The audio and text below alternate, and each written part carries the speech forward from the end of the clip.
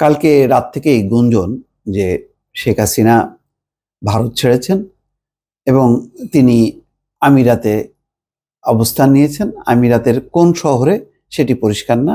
কালবেলাতে একটি রিপোর্ট হচ্ছে যে আজমানে শামীম ওসমানের নাকি একটি বাড়ি আছে, সেই বাড়িতে তিনি ইতিমধ্যে উঠেছেন।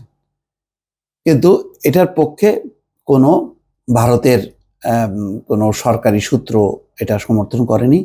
কিন্তু কালকে মোটামুটি গভীর রাত পর্যন্ত ব্যাপক গুঞ্জন ছিল যে কোনো মুহূর্তে তিনি পাড়ি দিচ্ছেন। এই ব্যাপারে ভারত সরকার আমিরাত সরকারের সঙ্গে একটা বোঝাপড়া হয়েছে, তার ভিত্তিতে তিনি সেখানে যাচ্ছেন। সম্ভব, সবই সম্ভব, বাট ঘটেছে কিনা পরিষ্কার না। কিন্তু কিছু বাস্তবতা আছে, যে বাস্তবতার কারণে এই খবরটি সামনে এসছে। প্রথম ছিল যে ইউরোপের সাইপ্রাস সহ ফিনল্যান্ড কয়েকটা দেশের নাম এসছে, কিন্তু সেখান থেকে সেটা আর সাপোর্ট করেনি। সবশেষ যেটা বলা হচ্ছে যে শেখ হাসিনা ভারত থেকে মধ্যপ্রাচ্যের দেশ সংযুক্ত আরব আমিরাতে গেছেন। ওই প্রতিবেদনে বলা হচ্ছে দেশটির আজমান শহরে তিনি আশ্রয় নিয়েছেন।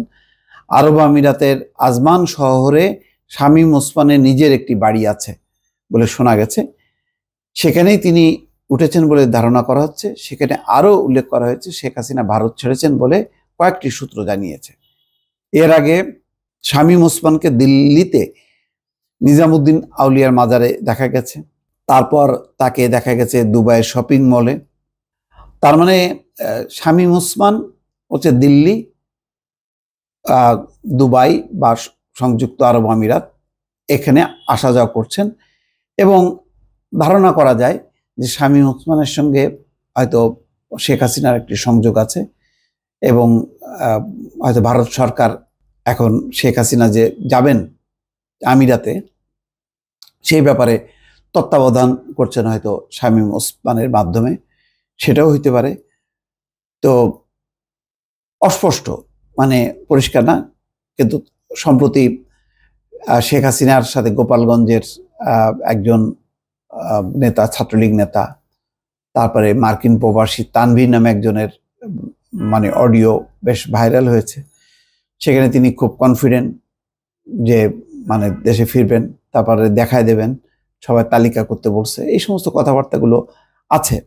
কিন্তু কথা হচ্ছে যে শেখ হাসিনা তাহলে কি ভারতে নাই কেন, বা কেন এই আলোচনাটার একটি কারণ সবাই বলছেন যে ভারতে যদি শেখ হাসিনা থাকেন তাহলে উনি যদি রাজনৈতিক তৎপরতা করেন, যত বেশি তার অডিও ভাইরাল হতে থাকবে। এবং যেহেতু এখন মোটামুটি প্রকাশ্য যে ভারত আওয়ামী লীগের নেতাকর্মীদেরকে আশ্রয় দিচ্ছে, আবার শেখ হাসিনাও সেখানে আছে, তাহলে সব মিলিয়ে বাংলাদেশে যদি ভারতের কোনো পরিকল্পনা থাকে, এবং নিশ্চয়ই আছে, এবং আওয়ামী লীগ অনেক কিছু বাস্তবায়ন করার চেষ্টা করবে, যাই হোক না কেন সরকারের বিরুদ্ধে যে কোনো কর্মকাণ্ড প্রচেষ্টা সাথে সাথেই বাংলাদেশের মানুষ, বাংলাদেশের সরকার বলবে যে এইগুলো শেখ হাসিনা দিল্লিতে থেকে সে নিজে এবং তার দলের মাধ্যমে বাংলাদেশকে অস্থিতিশীল করছে, এবং সেখানে মদদ আছে ভারতের। এই অভিযোগটা দফায় দফায় যদি করতে থাকে, তাহলে ভারতের সাথে বাংলাদেশের সম্পর্ক একটা বড় ধরনের একটা যে গ্যাপ, সেই গ্যাপটা দিনকে দিন আরো বাড়তে থাকবে, এবং এটা আরো প্রবল হবে, যার সুযোগ নেবে অন্যান্য শক্তিগুলো, চীন, পাকিস্তান সহ অন্যরা।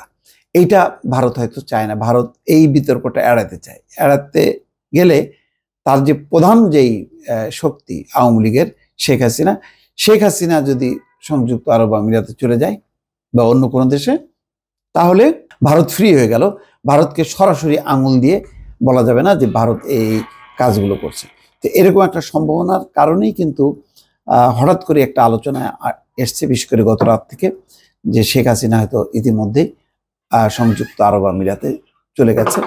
এবং যেহেতু শামীম ওসমানের নামটা সামনে চলে আসছে যে সেও দিল্লিতে আছে, তারপরে তাকে আবার দুবাইতে দেখা গেছে, হয়তো পুরো বিষয়টা শামীম ওসমানের মাধ্যমে মধ্যস্থতা করছে ভারত সরকার, এমন একটা আলোচনা কিন্তু কালকে থেকে ছড়িয়ে পড়েছে। এবং সেই কারণেই গণমাধ্যমে এসছে যে শেখ হাসিনা কি ইতিমধ্যে তাহলে ভারত ছেড়ে আমিরাতে আশ্রয় নিয়েছেন। দর্শক ভালো থাকবেন, আল্লাহ হাফেজ।